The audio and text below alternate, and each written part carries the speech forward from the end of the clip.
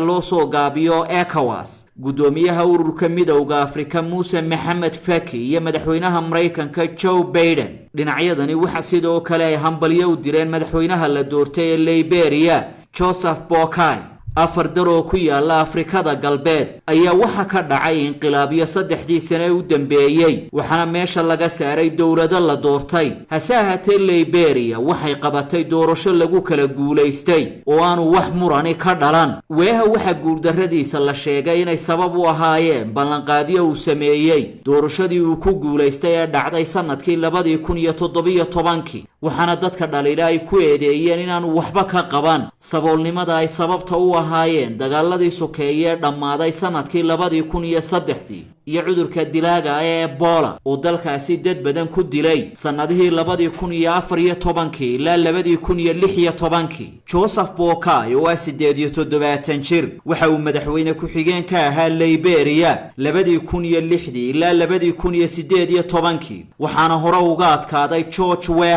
George Weah oo ahaa ciyaartooyga ugu magaca weyn ee soo maray Afrika una saftay kooxo ay ka mid ahaayeen AC Milan, Chelsea, Monaco iyo Manchester City waxa uu ahaa ciyaaryahanka kaliya Afrikaanka ee ku guuleystay laacibka sanadkii adduunka oo loo caleema saaray sanadkii 1995 mana jiro ilaa hadda ciyaaryahan kale oo Afrikaana oo ku guuleystay darajadaasi waxa uu ku guuldaraystay doorasho uu sanadkii 2005 la galay Ellen Johnson Sirleaf oo noqotay gabadhii ugu horeysay ee madaxweyne ka noqota dal Afrikaana hase yeeshee sanadkii 2017 oo uu la tartamay ninkii ku xigeenka uu ahaa Mrs Sirleaf oo la yiraahdo Joseph Boakai ayuu ka guuleystay laakiin isna waxa ka guuleystay hadda Boakai oo ay tartameen mar kale George Weah waxa uu islaamay sanadkii 1989 waqtigaas oo uu dheeli jiray naadiga Monaco ee dalka Faransiiska waxaana la sheegay in muddo 10 sano uu ahaa muslim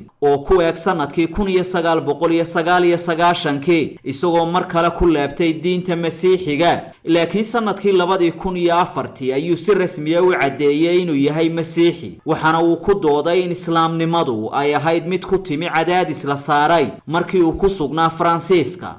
macmiil kaliya ku shubo 50 senti oo helku